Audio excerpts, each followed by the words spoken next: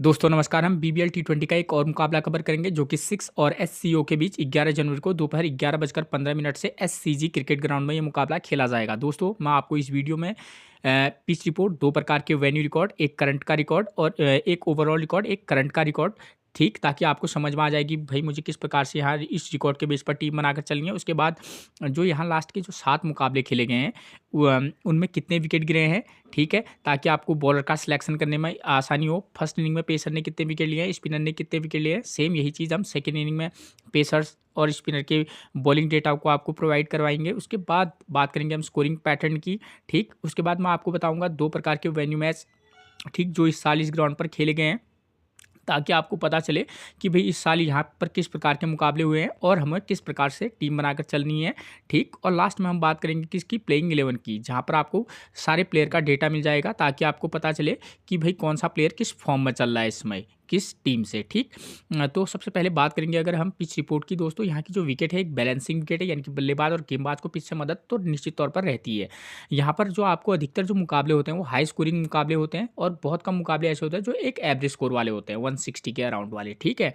अगर मैं बात करूँ बल्लेबाजी के लिए, तो यहाँ पर बल्लेबाजी के लिए चाहे फर्स्ट इनिंग हो या सेकंड इनिंग हो अच्छी कंडीशन रहती हैं, ठीक है। यहाँ पर आप मिडिल ऑर्डर और टॉप ऑर्डर दोनों प्रकार के प्लेयर पर फोकस करके चल सकते हैं, चाहे फर्स्ट इनिंग हो या सेकंड इनिंग हो, ठीक है ना। यहाँ पर फर्स्ट इनिंग की तुलना में सेकंड इनिंग में थोड़ा सा बल्लेबाजी के लिए अच्छी कंडीशन निश्चित तौर पर रहती हैं।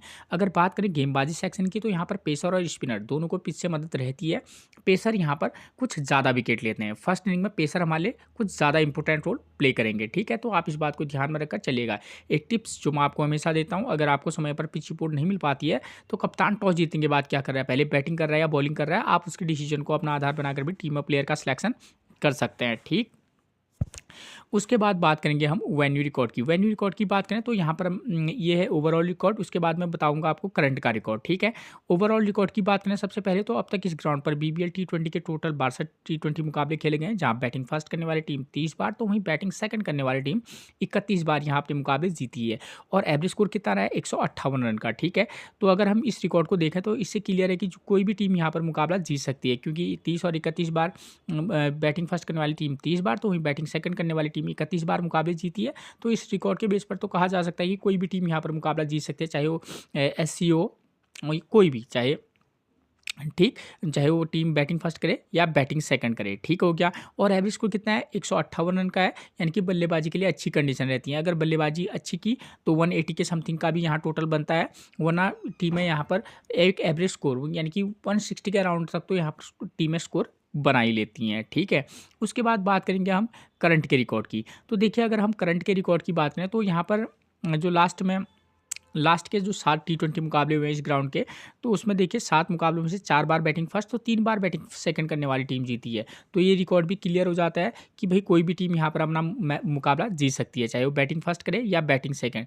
मैं आपको हमेशा बताता हूँ कि भाई जब हम टीम बनाते हैं तो कई प्रकार की चीज़ों को हमको दिमाग में रखना पड़ता है कि भाई दोनों टीमों की प्लेयरों की फॉर्म क्या चल रही है, उनके बॉलर किस फॉर्म में है और उसके अपोजिशन वाले के बैट्समैन किस फॉर्म में है, और यहाँ पर जो फर्स्ट इनिंग में बल्लेबाजी के लिए किस प्रकार की कंडीशन है, ठीक है, और बॉलिंग के लिए किस प्रकार की कंडीशन है, ठीक, और प्लेयर की फॉर्म क्या चल रही है, उसके अकॉर्डिंग हमको क्या लगता है कि भाई ये मुकाबला किस प्रकार का हो सकता है, ठीक है। तो जब ये चीज़ें हमको पता रहेंगी तो हम अकॉर्डिंग टू सिचुएशन, अब मुकाबला तो वैसा होता नहीं है लेकिन हाँ हमको देखना पड़ता है कि हाँ ऐसा जैसा हो सकता है। और आप हमेशा ही टीम में एक दो रिस्की प्लेयर, यानी कि रिस्की प्लेयर ये होता है कि अगर बल्लेबाजी के लिए अच्छी कंडीशन है तब आप किसी प्लेयर को, ऐसे प्लेयर को भी चांस देकर देख सकते हैं जिसकी फॉर्म बहुत अच्छी नहीं है लेकिन हाँ किसी किसी मैच में 15-20 का स्कोर कर रहा है, तो ऐसे प्लेयर को भी आप किसी मैच में रिस्क लेकर टीम में पिक करके चल सकते हैं। उसकी कोई गारंटी नहीं है कि वो चल जाएगा, लेकिन आप ये भी नहीं कह सकते कि वो नहीं चलेगा, ठीक है। वो भी एक अच्छा बल्लेबाज है, ठीक है। तो इस तरीके से हमको टीम में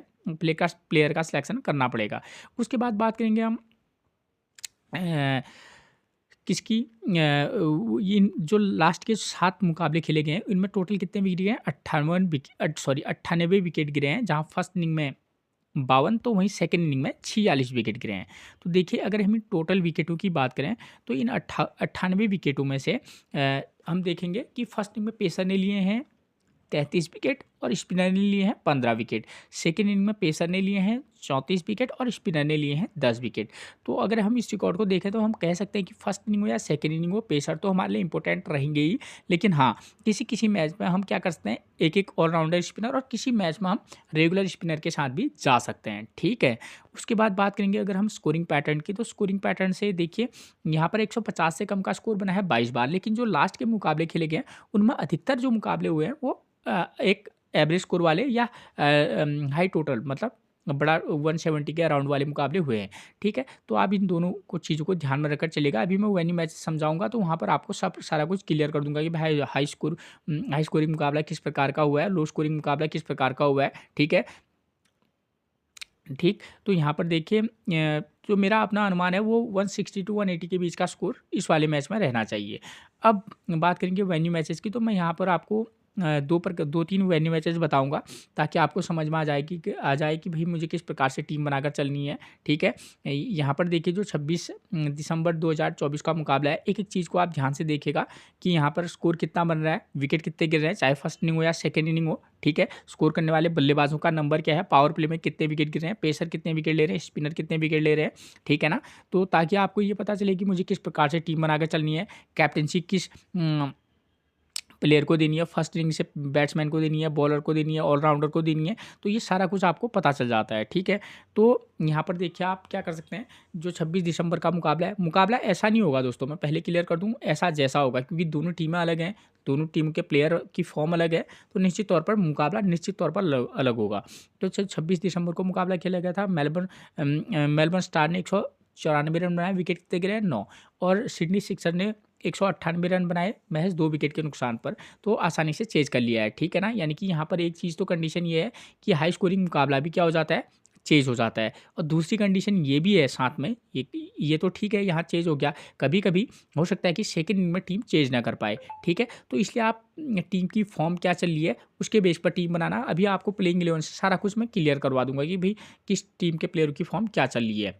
ठीक है, तो दोनों कंडीशन हो सकती हैं भाई, टीम चेज भी कर सकती है, और जो टीम सेकेंड में बल्लेबाजी करे वो टीम हाई टोटल को चेज ना कर पाए, दोनों प्रकार से कंडीशन रहेंगी। ठीक है, तो यहाँ पर तो ठीक है चेज हो जा रहा है। ठीक, और पावर प्ले में यहाँ एक और एक या 0 विकेट गिर रहे हैं। दूसरा वाला जो मुकाबला इसी साल खेला गया था 16 दिसंबर को, सॉरी इस सीज़न का, इस साल तो नहीं है, तो 2025 है, जो इस सीज़न BBL का मुकाबला खेला था 16 दिसंबर को खेला गया था, वहाँ मेलबर्न रेनेगेट 169, विकेट कितने गिरे 7, और इसको भी सिडनी सिक्सर ने चेज कर लिया था। ठीक है, यानी कि जो इस साल जो 2 मुकाबले हुए हैं उनमें तो आसानी से चेज हो गया है। ठीक है, तो ये इस साल का रहा। ठीक है, और एक मुकाबला मैं साथ में आपको पिछले सीजन का दिखा देता हूँ। ठीक है, तो उसमें देखिए यहाँ पर SS ने 151 रन बनाए और सिडनी थंडर उसको चेज नहीं कर पाई। तो कहने का मतलब है कि हमारा फोकस तो इस प्रकार से होगा कि जो टीम बैटिंग सेकंड करेगी हम उसके फेवर में बनाकर चलेंगे, लेकिन इसके उलट जो टीम बैटिंग फर्स्ट करे वो भी मैच जीत सकती है। तो इस प्रकार का भी मुकाबला हो सकता है। तो देखिए जो इस साल का जो मुकाबले हुए हैं उसके बेस पर अगर मैं टीम बनाने जाऊं तो मैं यहाँ पर किस प्रकार से टीम बनाकर चल सकते हैं हम। ठीक है ना, तो मैं इस वाले मैच को पिक करके पकड़ें तो किस प्रकार से कंडीशन हो सकती हैं। तो यहाँ पर देखिए दोस्तों, यहाँ पर क्या हुआ है कि मेलबर्न रेनेगेट ने फर्स्ट इनिंग में बल्लेबाजी की, 170 के समथिंग का स्कोर बनाया, विकेट कितने गिरे 7, और सिडनी सिक्सर ने उसको चेज कर लिया है। ठीक है, तो यहाँ पर फर्स्ट इनिंग में पावर प्ले में यहाँ 2 विकेट गिर रहे हैं। ठीक है, और पेसर 6 विकेट और स्पिनर को महज 1 विकेट मिल रहा है। तो यहाँ पर इस मैच के बेस पर अगर हम टीम बनाएं, मैच के बेस पर टीम बनाएं तो 2 कंडीशन होंगी, या तो SCO बैटिंग फर्स्ट करेगी या सिडनी सिक्सर्स या 6 बैटिंग फर्स्ट करेगी। ठीक है, तो हमको पता है कि भाई बल्लेबाजी के लिए अच्छी कंडीशन है, तो हम ये मान के चलते हैं कि अगर सिडनी सिक्सर्स बैटिंग फर्स्ट करेगी तो अब उस कंडीशन में हम किस प्रकार से टीम बनाकर चल सकते हैं। तो हमको सबसे पहले पता करना होगा कि भाई सिडनी सिक्सर की तरफ से बल्लेबाजी के लिए कौन आता है, और पावर प्ले में यहाँ पर 1 से 2 विकेट गिरने के चांसेज हैं। जरूरी नहीं है कि विकेट गिर जाएँ, लेकिन हाँ गिरने के चांसेस निश्चित तौर पर रहते हैं। तो सिडनी सिक्सर की तरफ से ओपनर कौन आते हैं, ओपनर आते हैं सिडनी सिक्सर की तरफ से नंबर 1 पर आते हैं जॉस फिलिपे और जेम्स विंसी। ठीक हो गया, और नंबर 3 पर आते हैं कुर्टिस पीटरसन। अगर इन तीनों प्लेयरों की फॉर्म की बात करूं तो जेम्स विंसी ठीक है पिछले मैच में 53 रन, उससे पहले लेकिन अप डाउन वाला मामला इनका चल रहा है। जॉस फिलिपे पिछले 2 मैच से फ्लॉप है। कुर्टिस पीटरसन का भी कोई उतना अच्छा प्रदर्शन रहा नहीं है। अगर मैं ओवरऑल इन प्लेयरों की, तीनों प्लेयरों की फ़ॉर्म की बात करूँ, तो कोई ख़ास फ़ॉर्म इनकी है नहीं। ठीक है, एक तो ये है, सीधी-सीधी बात ये है। दूसरा है कि यहाँ पर बल्लेबाज़ी के लिए अच्छी कंडीशन है। दूसरा कंडीशन ये है कि बल्लेबाज़ी के लिए अच्छी कंडीशन है, तो इन तीनों में से कोई 1 या 2 प्रदर्शन कर सकता है। अलग-अलग ये चीज़ें रहती हैं। फ़ॉर्म के बेस पर चाहे तो इन तीनों में से आप एक को पिक करना, ठीक हो गया। ठीक, एक-एक बात को ध्यान से सुनिए। अगर फ़ॉर्म के बेस पर जाएँगे तो इन तीनों में से आप किसी को भी पिक कर सकते हैं। चाहे आप जॉस फिलिपे के साथ जाएँ, जेम्स विंसी या कुर्टिस पीटरसन, फ़ॉर्म के बेस पर। अगर मैं इस पिच कंडीशन के बेस पर जाऊँ जहाँ पर बल्लेबाज़ी के लिए अच्छी कंडीशन है, तो आप चाहे तो जॉस फिलिपे, जेम्स विंसी और कुर्टिस पीटरसन में से 2 को पिक करके चल सकते हैं। चाहे आप जेम्स विंसी प्लस कुर्टिस पीटरसन के साथ जाएँ या जॉस फिलिपे प्लस कुर्टिस पीटरसन के साथ जाएँ, ठीक है? तो ये कंडीशन बल्लेबाजी के बेस पर, और फॉर्म के बेस पर केवल एक को पिक करके चलेंगे, ठीक हो गया। क्योंकि पिच पर बल्लेबाजी के लिए अच्छी कंडीशन है, तो 2 प्लेयर के साथ रिस्क लिया जा सकता है। अगर फॉर्म के पास साथ जाएँगे तो यहाँ पर आप एक को पिक करेंगे, क्यों? इनके अगेंस्ट जो बॉलर है उनकी फॉर्म की बात करें, देखिए यहाँ पर्थ स्कॉचर के जो बॉलर हैं, तो इनकी इनकी फॉर्म ज़बरदस्त है। मैं आपको पहले क्लियर कर दूँ, जे रिचर्डसन की फॉर्म अच्छी है, क्योंकि और मैथ कैले पिछले 2 मैच से इनका प्रदर्शन उतना खास नहीं है, और ख़ास तौर पर जैसन बेरेंड्रे और लैंस मॉरिस, इन दोनों प्लेयरों की फॉर्म अच्छी है। तो यहाँ पर क्या हो सकता है कि आपको 2 कंडीशन पर टीम बनाने के चलेंगे आप। किस कंडीशन पर? एक तो बैटिंग के लिए अच्छी कंडीशन है, तब तो 2 बैट्समैन को पिक करना, अपोजिशन का 1 बॉलर घटा देना। आपको दूसरी कंडीशन ये भी ध्यान देनी है कि भई इन तीनों में से किसी की भी फॉर्म बहुत अच्छी नहीं है, और इनके अपोजिशन में जो बॉलिंग अटैक है पर्थ स्कॉचर की, वो अच्छे फॉर्म में है, तो इनको दिक्कत हो सकती है। तो दोनों के बेस पर आप अलग-अलग टीम बनाना, ठीक है? अब नंबर 4 पर आते हैं, कौन? मोइज हेनरिकेज़। इस प्लेयर पर आप फोकस करके चल भी सकते हैं, ड्रॉप भी करके सकते हैं। किसी भी मैच में एक अच्छी इनिंग खेल सकते हैं, वरना फ्लॉप रहेंगे। जॉर्डन सिल्क अच्छे बल्लेबाज हैं, बस इनकी फॉर्म उतनी अच्छी चल नहीं रही है। लेकिन अगर आपको फोकस करना होगा तो किया जा सकता है, ठीक है? जॉर्डन सिल्क पर, ठीक, वरना आप ड्रॉप करके भी चल सकते हैं, नो डाउट, क्योंकि फॉर्म तो जॉर्डन सिल्क की उतनी अच्छी नहीं है। उसके बाद जैक एडवर्ड्स, एडनकर, 2 बॉलर हैं, ठीक है? सेकंड इनिंग में थोड़ा-सा बॉलिंग के लिए उतनी अच्छी कंडीशन नहीं रह रही है, तो हेडनकर और जैक एडवर्ड्स में से आप किसी एक के साथ जा सकते हैं, ठीक है? एक ऑलराउंडर प्लेयर टीम में हो तो टीम को बैलेंसिंग भी बनाता है, साथ में एक गेंदबाजी का ऑप्शन हमारे लिए बढ़ जाता है, ठीक? अब ये चीज़ क्लियर होगी। अब क्या हो गया, सिडनी सिक्सर की टीम ही क्या करेगी, सेकंड इनिंग में बॉलिंग करेगी, और सेकंड इनिंग में हमको पता है कि यहाँ पर स्कोर चेंज हो जा रहा है। पेसर 4 विकेट निश्चित तौर पर ले रहा है, स्पिनर जो है उतने विकेट नहीं ले रहा है, ठीक है? तो अब हम क्या करेंगे, सेकंड इनिंग में सिडनी सिक्सर ही बॉलिंग कराएगी, तो सिडनी सिक्सर के बॉलरों की फॉर्म देखें तो आप जैक एडवर्ड्स और हेडन कैर में से किसी एक को पिक करना चाहेंगे तो कर सकते हैं। उसके बाद इनके बॉलरों की फॉर्म की बात करें तो बेन डॉयर्स की फॉर्म पिछले 2 मैच से कोई खास है नहीं। सीन एबर्ट T20 में बहुत ही ज़बरदस्त गेंदबाज हैं, अगर आप चाहें तो पिक करके चल सकते हैं। अकील हुसैन और टॉड मर्फी, ठीक है, दोनों की फॉर्म बेकार है। स्पिनर को सेकंड में बहुत ज़्यादा पिच से मदद नहीं है, रिस्क लेंगे तब लेना, वरना दोनों में से किसी एक को, वरना ड्रॉप करके चल सकते हैं, वरना सीन एबर्ट और बेन डॉयर्स में से एक को, साथ में हेडन कर या जैक एडवर्ड्स में से एक के साथ आप जा सकते हैं, ठीक हो गया। पहली तो हमने बता दिया कि सिडनी सिक्सर अगर बैटिंग फर्स्ट करेगी तब हम किस प्रकार से टीम बनाकर चल सकते हैं। अब दूसरी कंडीशन आती है, अगर पर्थ स्कॉचर्स अगर बैटिंग फर्स्ट करेगी तब हम किस प्रकार से टीम बनाकर चल सकते हैं, क्योंकि हमको पता है कि बल्लेबाज के लिए अच्छी कंडीशन है, लेकिन पावर प्ले में एक आध विकेट गिर सकता है, तो उसके बेस पर हम क्या करेंगे, अब पर्थ स्कॉचर बैटिंग फर्स्ट करने आएगी तब यहाँ पर देखिए इनकी तरफ से ओपनर कौन आते हैं, एरन हार्डी। इनका ओपनर कोई फिक्स नहीं है, पहले क्लियर कर दूँ, ठीक है, कभी भी कोई भी टपक जा रहा है। तो पर्थ स्कॉचर की तरफ से नंबर 1 पर जो पिछली मैच में आए थे वो तो एरन हार्डी आए थे। करंट की फॉर्म ठीक है, ठीक-ठाक है, कोई ख़ास कह नहीं सकते, लेकिन हाँ, किसी मैच में अच्छा प्रदर्शन करते हैं, किसी मैच में नहीं करते हैं। फिन एलन 19, 68, 50 इनकी फॉर्म अच्छी है, विकेट कीपर बल्लेबाज हैं। मिचेल मार्श की करंट की फॉर्म बहुत बेकार चल रही है। अगर एक बार फिर से वही कहूँगा, अगर आप सिर्फ फॉर्म के बेस पर पिक करेंगे तब आप फिन एलन के साथ जा सकते हैं, लेकिन पिच कंडीशन बल्लेबाजी के लिए ठीक कंडीशन है, तो फिन एलन, मिचेल मार्श के साथ भी आप ट्राई करके चल सकते हैं, क्योंकि अपोजिशन के जो बॉलर हैं, चाहे सीन एबर्ट हो, बेन डॉयर्स हों, ठीक है, हेडन कर हो या जैक एडवर्ड्स हों, ठीक है, उनकी फॉर्म उतनी बहुत ही ज़बरदस्त नहीं है, तो हाँ, रिस्क लिया जा सकता है, ठीक है। तो इस तरीके से भी आपको टीम बनाकर चलनी होगी, क्योंकि हमको पता है कि भाई पावर प्ले में 1 से 2 विकेट जा रहे हैं, गिर रहे हैं, तो आप एक प्लेयर के साथ को ड्रॉप करके चल सकते हैं, अगर रिस्क लेना होगा तो 2 को भी ड्रॉप करके चल सकते हैं।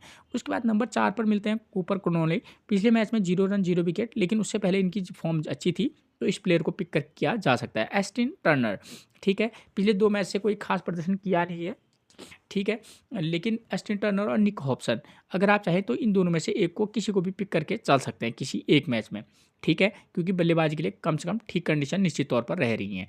उसके बाद पर्थ स्कॉचर की तरफ से बैट्समैन जो हैं उतने ज़बरदस्त फॉर्म में तो नहीं है, ठीक है। अगर मैं बात करूं सेकेंड इनिंग में पर्थ स्कॉचर ही बॉलिंग कराएगी, तो और सेकेंड इनिंग में हमको पता है कि भी यहाँ पर सेकेंड इनिंग में बल्लेबाजी के लिए अच्छी कंडीशन है और चेज हो जा रहा है स्कोर। तो अस्टिन अगर लेफ्ट आर्म ऑर्थोडॉक्स पिछले मैच में 51 रन का स्कोर किया था, लेकिन उतने ज़बरदस्त बल्लेबाज नहीं है, मेन काम इनका बॉलिंग ही है, ठीक है। फॉर्म ठीक ठाक है, इनकी गेंद से उतनी अच्छी नहीं है। जे रिचर्डसन की फॉर्म अच्छी है, सेकेंड इनिंग में जो है टीम चेज कर ले रही है, बल्लेबाजी के लिए अच्छी कंडीशन है, तो किसी मैच में जे रिचर्डसन के साथ जा सकते हैं। उसके बाद नंबर 9 पर मिलेंगे आपको मैट कैले, पिछले 2 मैच से 0-0 विकेट, उससे पहले ठीक ठाक फॉर्म में थे। जैसन बेरेंड्रॉफ और जे रिचर्डसन और लैंस मॉरिस, ये 3 जो बॉलर हैं ये अच्छी फॉर्म में हैं, तो आप इनमें से किसी 2 को पिक करके चल सकते हैं, चाहे लैंस मॉरिस और जैसन बेरेंड्रॉफ को पिक करें, या मॉरिस के साथ आप जे रिचर्डसन को पिक करें, या किसी को भी आप पिक करके चल सकते हैं। लेकिन ध्यान देना कि सेकंड इनिंग में बल्लेबाजी के लिए अच्छी कंडीशन निश्चित तौर पर रह रही हैं, ठीक है। ये चीज़ आपकी दोनों कंडीशन पर टीम मैंने आपको बता दी है कि बैटिंग फर्स्ट में क्या रहेगा। अब बात ये है, जो टीम बैटिंग सेकंड करेगी, जो टीम बैटिंग सेकंड करेगी, यहाँ पर चेंज होना थोड़ा सा संभावना कुछ ज़्यादा है। तो आप क्या करना कि जब टीम चेंज करेगी, अगर उनके ओपनर बल्लेबाज अच्छी फॉर्म में है तो दोनों ओपनर को पिक करना, वरना 1 नंबर 3 नंबर प्लेयर की फॉर्म के बेस पर 1 नंबर 3 नंबर 5 या 4 या 5 नंबर के साथ भी जा सकते हैं, ठीक है ना। वरना आप क्या कर सकते हैं, ओपनर में से 1 4 नंबर 5 नंबर को भी पिक कर सकते हैं, 2 4 5 नंबर के प्लेयर को भी उसके फॉर्म के बेस पर पिक कर सकते हैं। अगर फॉर्म अच्छी नहीं है तो आप 2 नंबर 4 नंबर 6 नंबर के प्लेयर को भी पिक करके चल सकते हैं, जो टीम बैटिंग सेकंड करेगी। कौन सा प्लेयर किस नंबर पर आता है, उसकी क्या फॉर्म चली है, अभी मैं प्लेइंग 11 से आपको क्लियर करवा दूंगा, ठीक हो गया। अब बात आती है बॉलिंग सेक्शन की, तो यहाँ पर जो टीम बॉलिंग फर्स्ट करेगी, आप 2 पेसर प्लस 1 ऑलराउंडर स्पिनर, और सेकेंड इनिंग में भी आप कंडीशन के बेस पर 1 या 2 पेसर बॉलर और 1 ऑलराउंडर स्पिनर के साथ जा सकते हैं, वरना 1 ऑलराउंडर पेसर, ऑलराउंडर स्पिनर और 1 रेगुलर पेसर के साथ आप जा सकते हैं, ठीक है। कैप्टनसी और वाइस कैप्टनसी के लिए बात करें तो यहाँ पर आप बैट्समैन को भी वाइस कैप्टनसी दे सकते हैं, जो खासतौर पर 3-4 नंबर पर बल्लेबाजी करे या टॉप ऑर्डर पर भी बल्लेबाजी करे। और साथ में दूसरा चांस है कि यहाँ पर आप पेसर बॉलर को भी वाइस कैप्टनसी कम से कम दे सकते हैं, चाहे आप फर्स्ट इनिंग से दे तो ज़्यादा बेटर रहेगा। जो टीम बॉलिंग फर्स्ट करेगी उसके बॉलर को भी आप वाइस कैप्टनसी दे सकते हैं, वरना आप सेकेंड इनिंग से भी दे सकते हैं, ठीक है। तो ये चीज़ आपकी क्लियर होगी। अब दूसरा जो मुकाबला है वो है पिछले सीजन का मुकाबला है, जहाँ पर क्या हुआ है, अभी तक तो मैंने आपको 2 मुकाबले पहले बता दिए थे कि यहाँ पर चेंज हो जा रहा है, और ऐसा भी हो सकता है कि यहाँ पर चेंज करना थोड़ा टफ पड़ जाए सेकेंड इनिंग में जो टीम बल्लेबाजी करे, तो उस कंडीशन में हम किस प्रकार से टीम बनाकर चल सकते हैं। तो उस वाली टीम में हम क्या करेंगे, जो टीम बैटिंग सेकंड करेगी, यहाँ पर जो टीम बैटिंग फर्स्ट कर रही है वो 150 के अराउंड बना रही है, हो सकता है कि इस वाले मैच में 165 के अराउंड बनाए, और सेकेंड इनिंग में जो टीम है वो 140-45 में ऑल आउट हो जाए, ठीक। तो इस प्रकार की भी सिचुएशन हो सकती है। तो उस वाली सिचुएशन में आप क्या करना, जो टीम बैटिंग फर्स्ट करेगी, यहाँ पर 151 रन बने, विकेट कितने गिरे 7, और सेकेंड इनिंग में टीम ऑल आउट हो गई है। तो इस कंडीशन के लिए अब हम क्या कर सकते हैं, मुकाबला ऐसा नहीं होगा, हो सकता है इस वाले मैच में 165 रन बन जाए, विकेट 7 की जगह 9 गिर जाए या 5 गिरे, यहाँ पर 10 की जगह 8 गिरे, ठीक है ना, 145-150 वो भी पहुँच जाए, ठीक है। तो इस प्रकार की सिचुएशन रहेंगी। तो उस वाले कंडीशन में हम क्या करेंगे, जो टीम बैटिंग फर्स्ट करेगी, आप चाहे तो प्लेयर की फॉर्म के बेस पर 2 नंबर 4 नंबर 5 नंबर या 6 या 7 नंबर में से किसी एक को, ठीक है, टॉप ऑर्डर में से 3 बैट्समैन को, टॉप 6 में से 3 बैट्समैन पर फोकस करना, चाहे 2 नंबर करें, 4 नंबर करें, 5 नंबर या 6 नंबर पर करना, प्लेयर की फॉर्म के बेस पर। 4 नंबर के प्लेयर की फॉर्म अच्छी नहीं होती है, नंबर 5 या नंबर 3 को भी पिक करके चल सकते हैं, ऐसी कोई बड़ी बात नहीं है। और सेकेंड इनिंग में यहाँ पर हमको पता है कि भाई बल्लेबाजी के लिए टफ कंडीशन रहेंगी, तो हम क्या करेंगे, प्लेयर की फॉर्म के बेस पर अगर 1 2 3 में से अगर फॉर्म अच्छी नहीं है तो केवल 1 को पिक करना, अगर उनमें से किसी एक की अच्छी है तो 1 के साथ जा सकते हैं, ठीक है। उसके बाद सीधे 5 नंबर के प्लेयर को भी पिक करके चल सकते हैं, यानी कि टॉप 6 में से केवल 2 बैट्समैन के साथ जा सकते हैं, ठीक है। और बॉलिंग सेक्शन में जो टीम बॉलिंग फर्स्ट करेगी उसके 1 पेसर, 1 रेगुलर स्पिनर और 1 ऑलराउंडर पेसर के साथ जा सकते हैं। सेकेंड इनिंग में भी आप चाहें तो 2 पेसर और 1 ऑलराउंडर स्पिनर या रेगुलर स्पिनर को भी पिक करके चल सकते हैं। अब बात करेंगे हम सीधे क्या, प्लेइंग 11 की। प्लेइंग 11 की बात करें तो यहाँ पर देखिए 6 की प्लेइंग 11 की बात करें तो नंबर 1 पर आपको जॉश फ्लिपे मिलेंगे, जिनकी करंट की फॉर्म उतनी कोई खास नहीं है, लेकिन कंडीशन बैटिंग के लिए अच्छी है, तो किसी मैच में ट्राई किया जा सकता है। ठीक है, जेम्स विंसी पर आप बल्लेबाज तो अच्छे हैं, लेकिन किस मैच में चलेंगे ये कहना थोड़ा सा मुश्किल है। किस मैच में प्रदर्शन कर देंगे, थोड़ा सा टफ कंडीशन हमारे लिए रहेंगी, लेकिन हाँ ट्राई किया जा सकता है। कुर्टिस पीटरसन नो डाउट एक बेहतरीन बल्लेबाज हैं, लेकिन करंट की फॉर्म उतनी अच्छी है नहीं। यहाँ पर आप क्या करना, प्लेयर को पिक भी करना तो ड्रॉप भी करना, क्योंकि यहाँ पर मैंने आपको ऊपर पहले भी समझा चुका हूँ, जिसमें टीम बनानी है तो किस कंडीशन में कैसे इनको पिक और ड्रॉप करना है। नंबर 4 पर मोइज हेनरिकेज, बल्लेबाजी के लिए अच्छी कंडीशन है, एज ए रिस्की प्लेयर किसी मैच में मौका दिया जा सकता है। Jordan Silk, Jack Edwards, Jordan Silk अच्छे बल्लेबाज हैं, करंट की फॉर्म बेकार है, चाहे तो पिक करें, वरना इन दोनों में से किसी एक को पिक करें या दोनों को ड्रॉप करके भी चल सकते हैं। उसके बाद नंबर 6 और 7 पर ये 2 प्लेयर जो है इंपॉर्टेंट रहेंगे, जैक एडवर्ड्स और हेडन केयर। ठीक है, क्योंकि गेंदबाजी भी कराते हैं और साथ में बल्लेबाजी भी अच्छी कर लेते हैं। बैटिंग फर्स्ट करेंगे तो यहाँ पर इनको पिक इसलिए किया जा सकता है क्योंकि फर्स्ट इनिंग में थोड़ा सा यहाँ पर ज़्यादा विकेट गिरते हैं, तो जैक एडवर्ड्स और हेडन केयर में से किसी एक को पिक करके आप चल सकते हैं। ठीक है, उसके बाद नंबर 8 पर मिलेंगे हमको Ben versus, left arm medium fast बल्लेबाज, सॉरी बॉलिंग कराते हैं। ठीक है, करंट के पिछले 2 मैचेस से थोड़ा सा इनका फॉर्म बेकार चल रहा है। आपको ये भी ध्यान देना होगा कि भाई फर्स्ट इनिंग में बॉलिंग करा रहे हैं कि सेकेंड इनिंग में। फर्स्ट इनिंग में बॉलिंग के लिए थोड़ा सा ज़्यादा विकेट गिर रहे हैं, तो वहाँ पर एक अच्छी पिक हो सकता है। सेकेंड इनिंग में चाहें तो ड्रॉप करके चल सकते हैं। सीन एवर T20 के एक बेहतरीन बॉलर हैं, इनके साथ रिस्क लिया जा सकता है। अकील हुसैन और टॉड मर्फी की बात करूं तो स्पिनर भी विकेट तो लेते हैं, लेकिन इन दोनों की करंट की फॉर्म थोड़ी सी बेकार है। स्पिनर को पिच से मदद है, लेकिन बहुत ज़्यादा भी नहीं है, तो चाहे तो किसी मैच में एक मैच में ट्राई किया जा सकता है। ठीक है, उसके बाद प्लेइंग 11 की बात करें तो सीधे पर्थ स्कॉचर की नंबर 1 पर मिलेंगे एरन हार्डी। ठीक है, करंट की फॉर्म कोई खास है नहीं, लेकिन पिच बल्लेबाजी के लिए अच्छी है, तो किसी एक मैच में ट्राई करके चलना, खासतौर पर बैटिंग सेकंड करेंगे तब। उसके बाद नंबर 2 पर मिलेंगे फिन एलन। करंट की फॉर्म की बात करूँ तो फिन एलन की अच्छी है, एक इनको पिक भी किया जा सकता है और रिस्की वाइस कैप्टनसी भी दी जा सकती है। मिचेल मार्श की करंट की फॉर्म बेकार है, लेकिन प्लेयर ज़बरदस्त है, रिस्क लेंगे तो सीधे आप वाइस कैप्टनसी दे सकते हैं, वरना किसी मैच में तो ड्रॉप निश्चित तौर पर ही करना। उसके बाद नंबर 4 पर मिलेंगे कूपर कॉलोनी। पिछले मैच ही इनका फ्लॉप रहा है, वरना उससे पहले ज़बरदस्त फॉर्म में थे। ठीक है, एक अच्छी पिक निश्चित तौर पर रहेंगे। अस्टिन टर्नर, ठीक है, एक 5वें और 6ठे नंबर पर जो 2 बैट्समैन आएंगे, तो इन दोनों में से किसी एक के साथ आप जा सकते हैं, चाहे वो निक हॉब्सन हो या एस्टिन टर्नर हो, अगर आपको लगेगा कि हाँ बैटिंग फर्स्ट कर जब इनकी टीम करेगी तो। उसके बाद नंबर 7 पर आपको मिलेंगे कौन, एस्टिन अगार, लेफ्ट आर्म ऑर्थोडॉक्स गेंदबाजी इनका मूल काम है। स्पिनर को भी पिच से मदद बहुत ज़्यादा नहीं है, किसी मैच में चाहें तो ट्राई करना और ड्रॉप करके चल सकते हैं। जे रिचर्डसन की फॉर्म अच्छी है करंट की। ठीक है, पेसर को पिच से मदद है, तो किसी एक मैच में अगर बॉलिंग फर्स्ट करेंगे तो नो डाउट आप इनके साथ जा सकते हैं, सेकेंड इनिंग में पिक और ड्रॉप करके चल सकते हैं। मैच कैली की बात करूं तो पिछले 2 मैच से इनका कोई खास प्रदर्शन रहा नहीं है। जैसन बेरेंड्रॉफ और लैंस मॉरिस, जैसी इनकी करंट की फॉर्म चल रही है, दोनों हमारे लिए इंपॉर्टेंट रहेंगे, चाहे फर्स्ट इनिंग हो या सेकेंड इनिंग हो। सेकेंड इनिंग में किसी मैच में थोड़ा सा एक को पिक और एक को ड्रॉप करके चलेगा। ये थी मैच से रिलेटेड जानकारियाँ। ठीक है, आप मेरे चैनल को सब्सक्राइब जरूर कीजिएगा, एक लाइक और अपने व्हाट्सएप ग्रुप पर शेयर जरूर कर दीजिएगा। फिर मिलेंगे आपसे एक और प्रेडिक्शन के साथ, तब तक के लिए आप सबको मेरा प्रणाम।